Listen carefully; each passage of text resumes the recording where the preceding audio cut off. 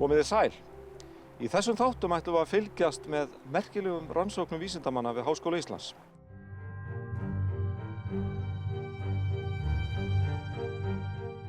Vísindamenn eru gjarnan knúnir áfram af takmarkalausri forvitni.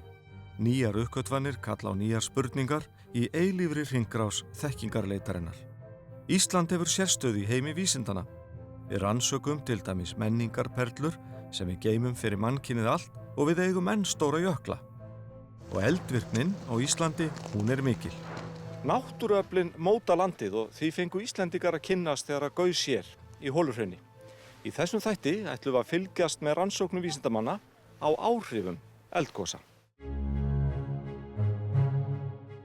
Íslendingar eru stöðugt minntir á virkni eldfjallana. Miðað við umbrot undanfarinna ára og alda ættu bæði Katla og Hekla að gjósa fljótlega. En ef eitthvað er öruggt, þá er það ófyrirsjáanleg hegðun eldfjallana. En af hverju eru svona margar virkar eldstöðvar á Íslandi? Ísland er heitur reitur. Það er heitt möttulefni sem streymir upp undir Íslandi. Þetta bætist við úthafshrygg, þessi flekaskil sem við sitjum á og flekarnir eru að reka í sitt hver áttina. Þetta samspil hefur búið til Ísland. Það væri ekkert Ísland nema að verða eldgos, þau eru eðlilegastir hlutur af öllu í landinu okkar.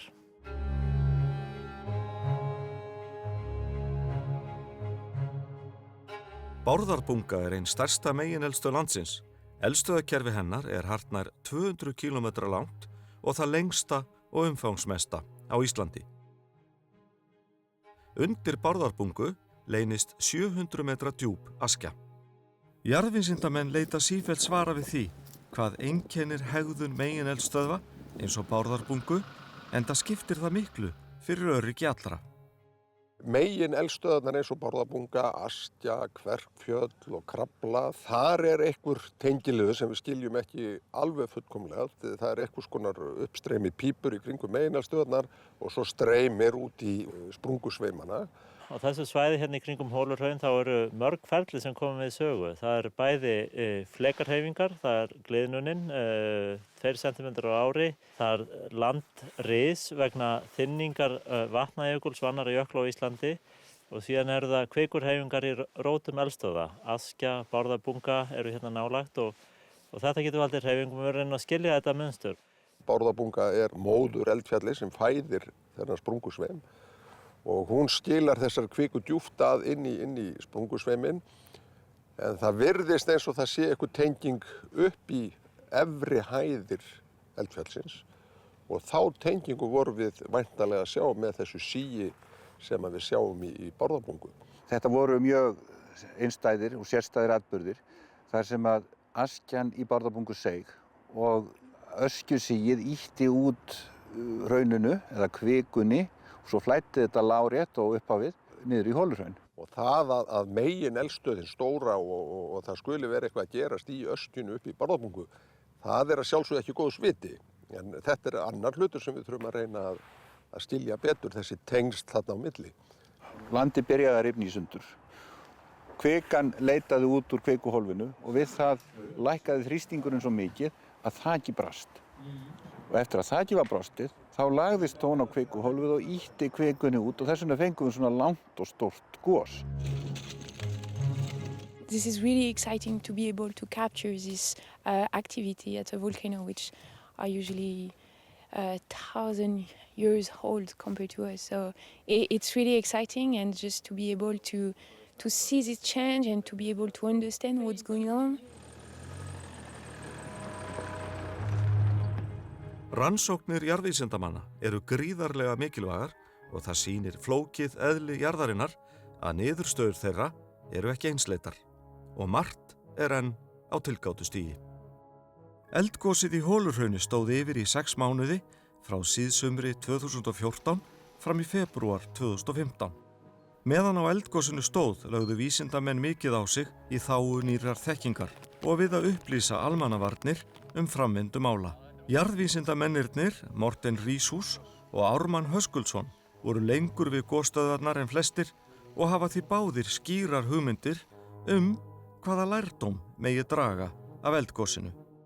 Og nu har vi så fået et udbrud på det eneste sted nærmest i Island, som er stort set pandekagefladt. Og det har været en unik mulighed at observere, hvordan lavastrømme placeres under sådan forhold. Og der har vi en frygtelig masse data, som vi nu skal bearbejde for at forstå de processer, der har været aktive over de her 6 måneder, som udbruddet varede. Ikke bare for os selv, men også for det globale videnskabelige samfund inden for vulkanologi og relaterede felter har vi en forpligtelse for at bringe alle vores observationer ud, så vi alle sammen kan lære mere. Kemur allt niður á því að það var mjög vel fylgst með öllu sem hér gerðist, að þá getum við nýtt okkur þetta til þess að byggja gagnagrunna sem hjálpar okkur við að skilja einhver sambærileg fyrirbæri annarkvort á öðrum stöðum eða í framtíðinni. Það að jörðin opnaðist utan öskjunar sjálfrar í Bárðarbungu var mikið lán, því annars hefði líklegast orðið gríðarstórt öskugos í sjálfri öskjunni með miklum hamfaraflóðum. En mengunin, hún var mikil. Gossprungan spúði eitruðu brennisteinsdíoxíði, ekki bara yfir Ísland, heldur stór svæði í Evrópu. Gosið var enda það stærsta á Íslandi frá skaftaröldum sem stóðu frá 1783 til 1784. Það sem hefur hjálpað okkur enn og aftur í sambandi við Holuhraun, það bæði staðsetning, tímasetning og þetta skrambasveður. Það búið að vera svo mikið leiðindaveður hérna að það hjálpaði við að tæta mökkinu sundur á dreifunum og síendurtekju frost og þíða. Þetta byrja að safnast aðeins upp í snjóin, svo var þíða svona fyrir neðan 1000 metra sem að skila þessu svona hægt og jafnt út í vatnakerfið, þannig ekki hlaust stór skaði af. Losun brennisteinsdíoxíðs í eldgosinu reyndist vera næri 12 milljónir tonna. Það meira en heildarlosun þessa eitraða efnasambands í Evrópu allt árið 2011. Brennisteinsdíoxíð getur haft mjög alvarleg áhrif á gróður og heilsu manna og búfjár.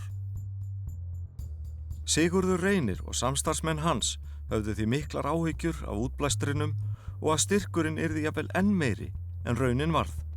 Slíkt hefði getað ógnað heilsu manna á Íslandi og annar staðar í Evrópu. Við höfum mestar áhyggjur af því sem var upp á jöklunum, að það myndi geta skila sig með skaða af vorinu. En síðan svo að þetta einhver mesta ákoma á Vatnajökli sem mælst í langan tíma sem að hjálpa þá til við að þynna þessa mengun. Þannig enn sem komur hefur ekki orðið neitt skaði af og úr þessu á ég ekki vona að það veri neitt. Vatnsföllin segja vísindamönnum afar mikið. Mælingar á ám geta sagt til hvort hlaup stafi af eldgosi undir jökli eða af jarðhita. Efnasamsetning í ám nærri eldstöðum segir okkur líka hvort eiturefni eins og brennisteinsdíoxíð berist út í lífríkið jafnvel löngu eftir að gosi lokið. Felsa is one of the direct runoff rivers, which means that it has very low buffering capacity. And if we have some pollution, acidic pollution, this river will be very much affected. So we want to see if polluted snow will affect the chemical composition of Felsa. Það skiptir miklu máli í rannsóknum að eiga gögn sem tengjast eldsumbrotum í fortíðinni til að bera saman við ný. This river has been monitored for many years, so we have very good comparison. If something goes wrong or if something is going on, we can compare this data with the backgrounds because people have to know if they can, for example, drink it or if the animals can drink it.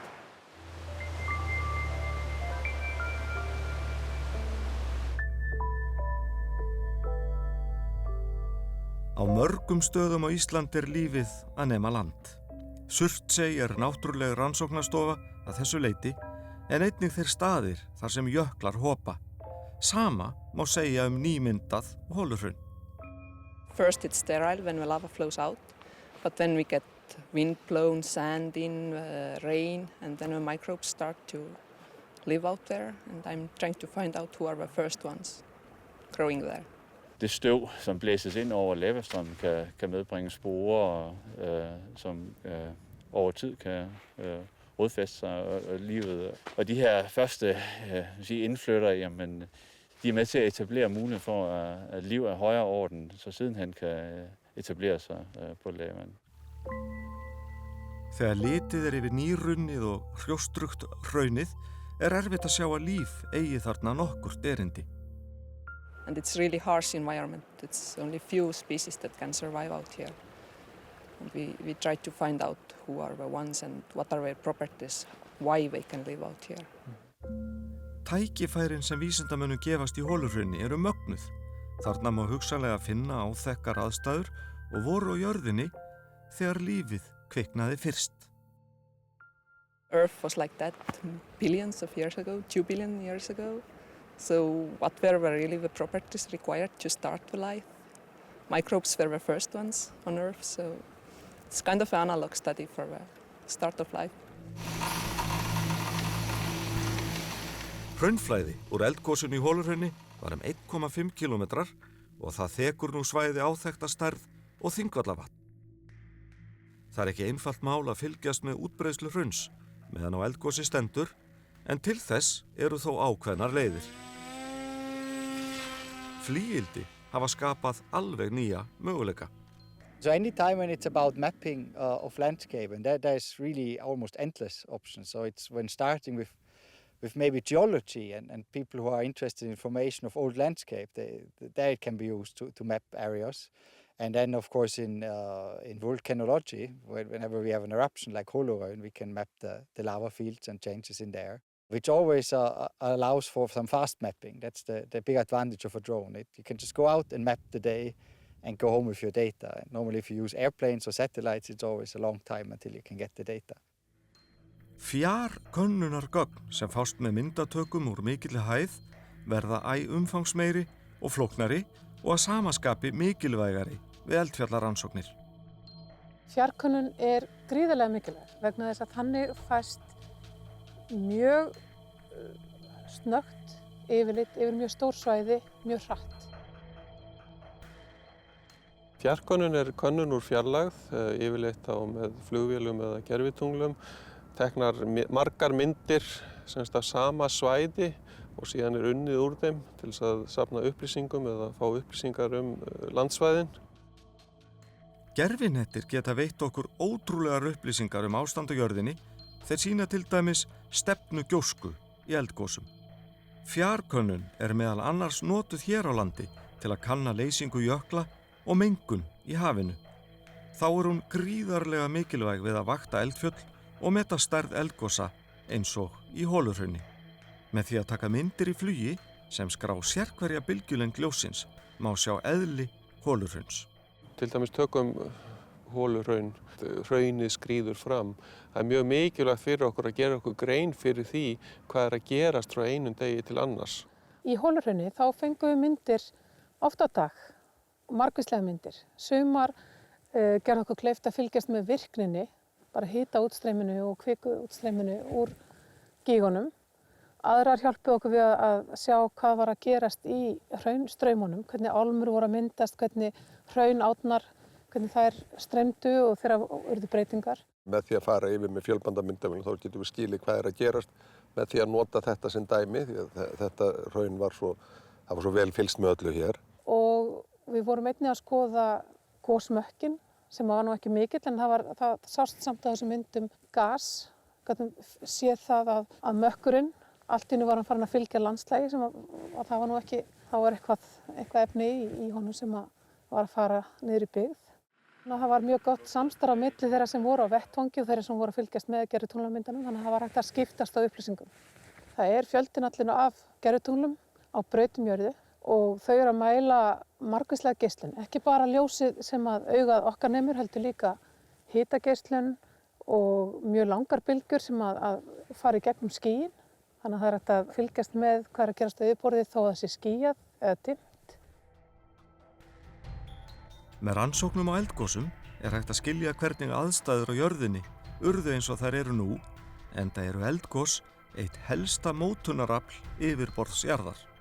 Þau gera okkur kleift að skilja betur eðli jarðarinnar en líka að skilja eðli alheimsins og þar koma fjarkönnunargögn að góðu haldi. Það hefur líka sjálfsögðu áhrif út fyrir jörðina því að þessi gögn sem við komum til að safna þarna, þau komum líka til að nýtast í þessari fjarkönnun sem stundu á öðrum plánetum hér í sólkerfinu okkar og og væntanlega einhvern tímann á einhverjum plánetum í öðrum sólkerfum þegar við komumst að því hvernig við komum okkur þangað. Fjarkönnun verður æ mikilvægari eftir því sem tækninni fleygir fram. Hún til dæmis notuð til að fylgjast með gróðureyðingu, við eftirlit með átumagni í sjó, mælingu og hitastigi í sjó og kortlagningu á jarðhitasvæðum. Það sem að gerast það að gögnin verða alltaf meiri og meiri, nákvæmari og nákvæmari. Upplausnin bæði þá í rúmi, sem sagt mynduupplausnin, og síðan líka í rófi sem við segjum, þannig að það verða miklu fleiri svona tíðni myndir sem við fáum og við fáum þess vegna miklu meira gagnamagn. Og úr því að við höfum miklu meira gagnamagn með miklu meiri upplýsingum þá getum við dregið fram það sem við höfum áhuga á úr myndefninu. Í eldgosum undir jökli berst oft gríðarmikil aska út í andrúmsloftið og ekki síst út í sjó. Með fjarkönnun hægt að rannsaka tengslin milli eldgosa og þörungablóma í hafinu. The satellite imagery are really important for this research because the modeling just focuses on one tiny area, but the satellite imagery gives like a bigger image of the whole area around Iceland. And also a continuous time series from 2007 to 2012, so we can see what is normal and what is different than normal. Ástæðan fyrir áhuga vísindamanna á þörungablómanum einföld. Svifþörungar eru undirstaða lífríkis í sjónum og því skipta þeir aðrar sjávarlífverur höfuðmáli. Þar á meðal helstu nytjategundir Íslendinga. The ashes, they came into the ocean and they brought a lot of nutrients. And well, they provided a lot of extra input for nutrients. They increased the favorable conditions for the algae to grow. So the algae grow in numbers and grow excessively. Það áríðandi að öðlast betri skilning á svifþörungum og viðbrögðum þeirra við gjósku. Ekki síst í ljósi þess hversu mikilvægur sjávarútvegur fyrir hagkerfið. Í eldgosinu í Eyjafjallajökli árið 2010 hafði mikið gjóskufall í hafið úti fyrir suðurströndinni mjög jákvæð áhrif á lífríkið í fyrstu. But then at some point the inputs from the ice sheets had stopped because the ice sheets stopped falling down on the sea. And then because it stopped, so the mortality came in and that uses a lot of oxygen. So the oxygen depleted, the nutrients depleted. And then the algae, they went down in numbers a lot. So they actually end up in a lower level as what they started with. Gjóska í sprengigosi yfir 1000 gráðu heit og getur borist á nokkrum mínútum upp í 10 kílómetra hæð. Þar að minnstakosti 20 gráðu frost. Gjóskan storknar svo hratt að hún verður að mestu gler. Á yfirborði gjóskunar þéttast sýru og málmsölt og mynda örþunna salthimnu. Þegar þessi sölt komast í snertingu við vatn á jörðu niðri, leysast þau úr læðingi og geta skaðað umhverfið, en stundum virkað eins og besti áburður. Áhrif eldgosa, það að segja rétt eftir þau eru sennilega neikvæð þegar mikil aska kemur í gróðurland, en svona langtíma áhrifin eru mjög athyglisverð. Ef við horfum á mófuglana þá eru við með mjög mikið af mófuglum á Íslandi, einhvern hæsta þellingi í heiminum og það er mjög líklegt að hluti af skýringunni á bakvið það sé þessi eldvirkni, þessi áburður sem við fáum af eldgosum og svo þegar þessi lausu gosefni fjúka landið sem moldrok. Hægt að styðja þessar kenningar með því að benda á dreifingu mófuglana eftir landsvæðum. Það sem mest áfok á Grænlandi, þar alltaf svona 2-3 sinnum meira mófuglum heldur en fjær gosbeltunum þar sem áfokið minnst.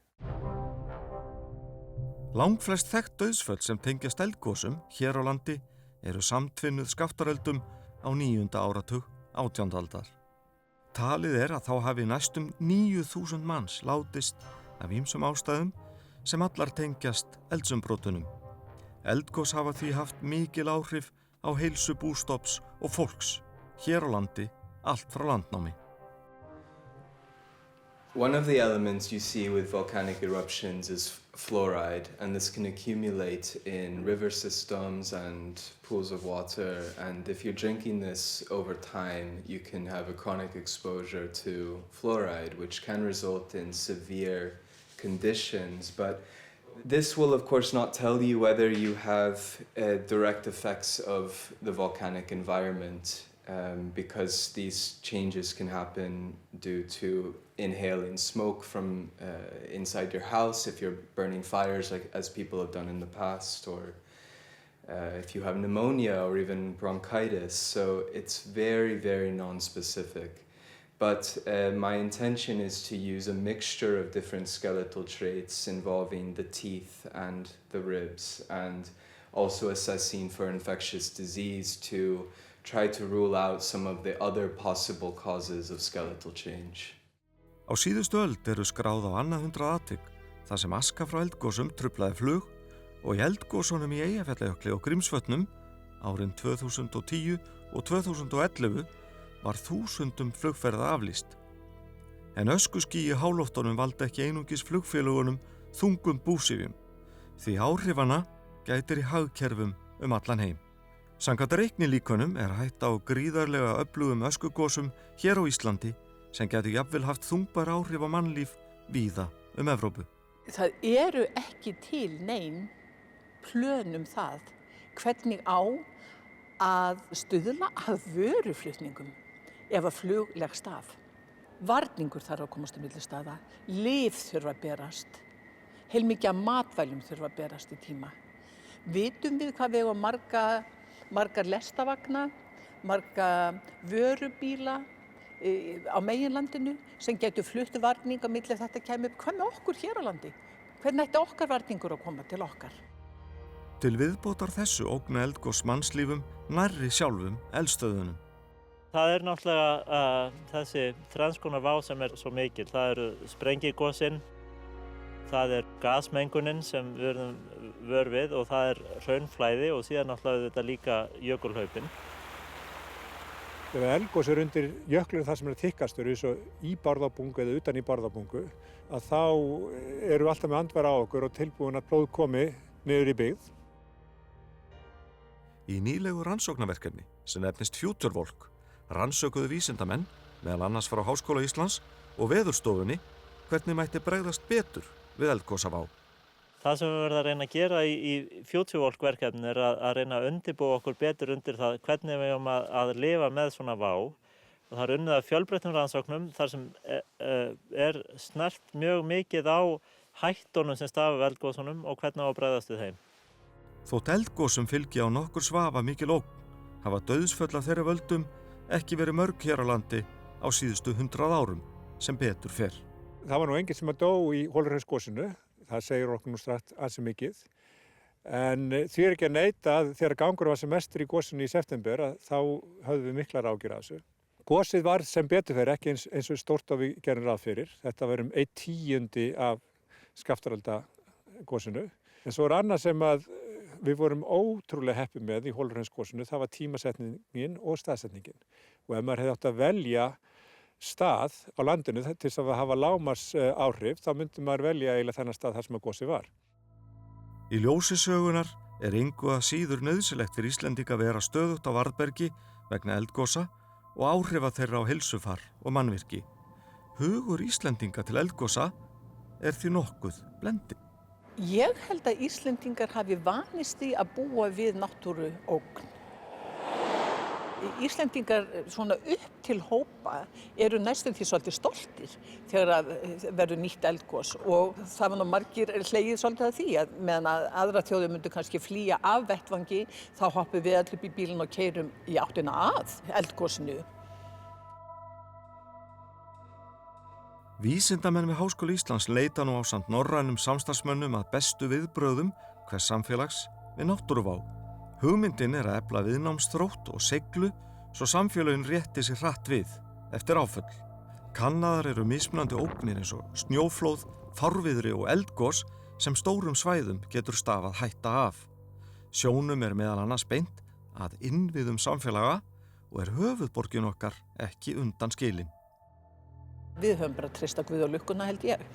Við treystum því að þessar eldstöðvar sem við búum ofan í og utan á fari ekki að láta á sér kræla, en í jarðsögulegu samhengi þá það mjög virku svæði. Við erum það. Höfuðborgin staðsett þar. Og út á nesi með fáar flóttaleiðir í raun og veru. Verkefni heitið Nordres og í því verða könnuð áhrif náttúruhamfara á heilsu fólks og unnið af forvörnum. Viðbragðsáætlanir eru mikilvægur þáttur forvarna en vísindamenn benda á að enn eigi eftir að gera áþreifanlegar áætlanir fyrir fjölmennasta svæði Íslands. Meiri hluti íbúa býr jú á höfuðborgarsvæðinu og það eru ekki mjög margar útgönguleiðir frá Reykjavík. Ef það þyrfti að rýma stóran hluta eða jafnvel alla borgina, sú áætlun er ekki til staðar.